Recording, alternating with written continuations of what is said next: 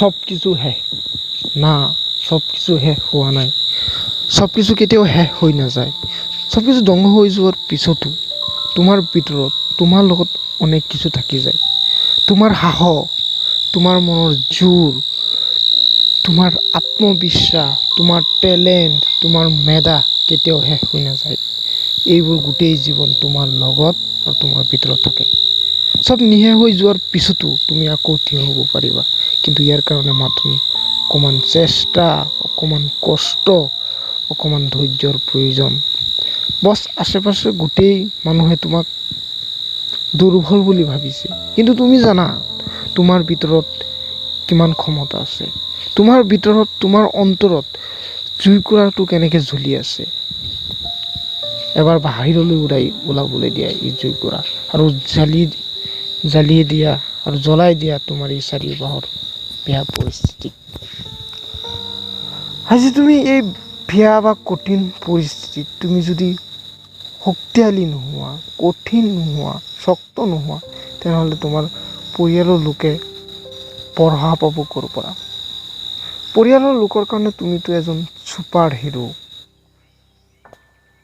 পৰিয়ালৰ গোটেই লোকৰ ভৰসা তোমাৰ ওপৰত। আজি তুমি যদি হাৰ মানি যোৱা, তুমি যদি পৰিস্থিতিৰ মুখামুখি কৰিব নোৱাৰা, যদি তুমি ভয় কৰি পলাই যোৱা, তেনেহ'লে এই গোটেই পৰিয়ালৰ মানুহৰ ভৰসা পানীত ঢালি দিয়া হ'ব।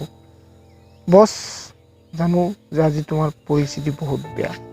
মই জানো যে তোমাৰ পৰিস্থিতি আজি বহুত বেয়া। তোমাৰ পৰা আজি লোৱাৰ কোৱালিটিৰ মানুহে, তোমাতকৈ লোৱাৰ কোৱালিটিৰ মানুহে আজি তোমাক ভুল ধৰিছে, তোমাক বদনাম কৰি ঘূৰি ফুৰিছে। তোমাৰ চাৰিওফালৰ মানুহে তোমাক এনে চাইছে যে তুমি ভিন গ্ৰহৰ প্ৰাণী, যেনে এলিয়েন। কথাত মানুহে কয় ন যে হাতী গাঁতত পৰিলে ভেকুলীও লাত মাৰে। তাই তোমাৰ চাৰিওফালৰ মানুহে যিয়ে যি কওক না, মানুহে যি বুলি ভাবক না, সমাজৰ মানুহে তোমাক যি বুলি কওক, কিন্তু এই মানুহৰ কথা তুমি মুখে উত্তৰ দিলে নহ'ব, কাজে কৰ্মে কৰি দেখুৱাব লাগিব। আচ্ছা বন্ধু, তুমি জানা কি যে আমাৰ লাইফত এই কঠিন পৰিস্থিতি কিয় আহে? আমাক দুৰ্বল কৰিবৰ কাৰণে নহয়, আমাক মজবুত কৰাৰ কাৰণে, শক্তিশালী কৰি তোলাৰ কাৰণে এই বেয়া পৰিস্থিতিবিলাক আহে। আৰু যদি এই বেয়া পৰিস্থিতিত তুমি হাৰ মানি লোৱা, অকণমান চেষ্টা নকৰা, অকণমান ধৈৰ্য নধৰা, অকণমান যদি তুমি তোমাৰ মেধা শক্তি নঘটোৱা, তুমি যদি আগতে হাৰ মানি যোৱা, তেনেহ'লে লাইফত কেতিয়াও তুমি আগবাঢ়িব নোৱাৰা। অকণমান ধৈৰ্য ধৰা, অকণমান চেষ্টা কৰা, চাবা তুমি এদিন সুখৰ সাগৰত সাঁতুৰিবা। তাই জীৱনত আজি যিমানেই দুখ নহয়, যিমান বেয়া পৰিস্থিতি নহওক, দুহাত মেলি গ্ৰহণ কৰি লোৱা।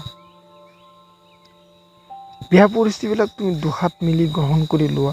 যদি তুমি ওপৰৰ পৰা নাই পৰা, তেন্তে তুমি ওপৰলৈ উঠিবা কেনেকৈ?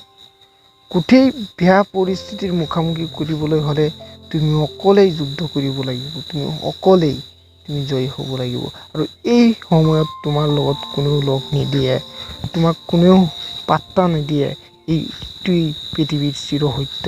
আৰু যদি কোনোবাই এই দুখৰ সময়ত তোমাক লগ দিয়ে, তেনেহ'লে তুমি এজন সুখী বা ভাগ্যৱান ব্যক্তি। আৰু এই মানুহজন যিজনে তোমাক আজি এই দুখৰ লগত লগ দিছে, সেই মানুহ তুমি কেতিয়াও নাপাহৰিবা, মৃত্যুৰ আগ পৰ্যন্ত মনত ৰাখিবা। তাই যিমান কান্দিব লাগে কান্দা, মনটো হালকা কৰি কান্দা, আৰু ভিতৰৰ পৰা তৈয়াৰ হৈ যোৱা যুদ্ধৰ কাৰণে। আজি যুদ্ধ হ'ব তোমাৰ পৰিস্থিতিৰ বিৰুদ্ধে, আজি যুদ্ধ হ'ব তোমাৰ ভাগ্যৰ বিৰুদ্ধে, আজি যুদ্ধ কৰিব লাগিব তোমাৰ সমাজৰ বিৰুদ্ধে। আৰু তুমি সকলো যুদ্ধ কষ্ট তুমি নিবিৰে অকলে সহ্য কৰি আগবাঢ়ি যাব লাগিব।